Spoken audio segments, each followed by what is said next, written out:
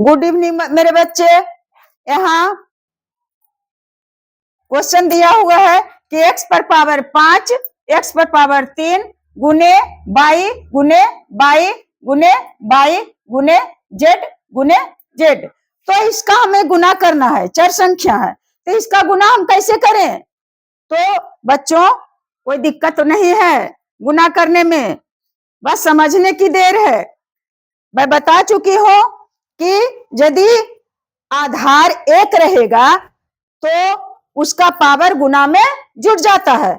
तो यहाँ x और x ये दोनों दो संख्या है जिसका आधार 1 है, फिर बाई है बाई है बाई है, उसके बाद जेड है। तो अब जहां पर पावर कुछ नहीं है, जिस संख्या पर पावर कुछ नहीं है, इसका मतलब हम समझेंगे क्या चीज कि पावर 1 है। 1 नहीं दिया हुआ है फिर भी पावर 1 है, तो देना उचित नहीं है। देना हमें समझना है कि पावर 1 रहता है।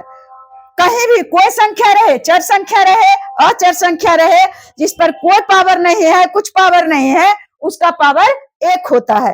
तो बस बन गई बात। अब बेटे x पर पावर 5 और x पर पावर 3, बस इसी को हम जोड़ सकते हैं, इसी का पावर जोड़ सकते हैं। बाई पर पावर अगर 1 है तो इसका पावर x में नहीं जुड़ सकता है, क्योंकि यह तो अलग है, इसका जाति तो अलग है। तो हम x पर पावर 5 और x पर पावर 3 तब जोड़ करके 5 और 3 8, तो x पर पावर 8 हो गया।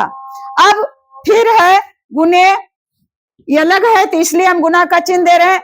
बाई पर पावर 1, अगर 2 रहता 3 रहता तो उतना रहता, लेकिन कुछ नहीं है, इसका मतलब है बाई पर पावर 1 बाई पर पावर 1 बाई पर पावर 1, तो बाई बाई बाई 1 1 1, यानी 1 1 2 और 2 और 1 3। बाई पर पावर कितना हो गया बच्चे?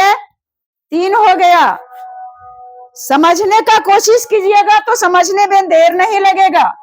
फिर हम गुना अब देखते हैं जेड और जेड की बारी आई तो जेड 2 है, यहाँ 2 जेड है बेटे, 2 जेड है।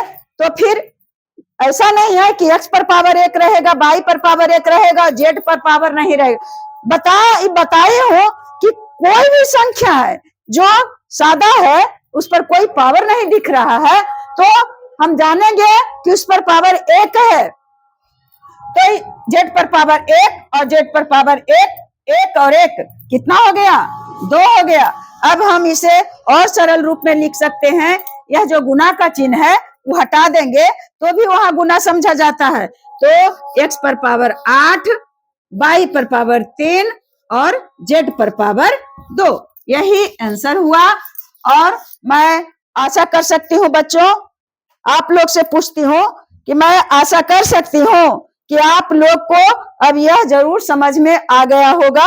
अब धीरे धीरे मैं घर में बता रही हूँ, स्कूल में नहीं। स्कूल में बताती थी तो जैसे तैसे जल्दी जल्दी में बताती थी, और मैं यहाँ एक मैथ ही बताऊंगी, लेकिन ऐसा मेरा रहेगा कि किसी तरह से आप लोग को समझ में आ जाए। बेस्ट ऑफ लक मेरे बच्चे।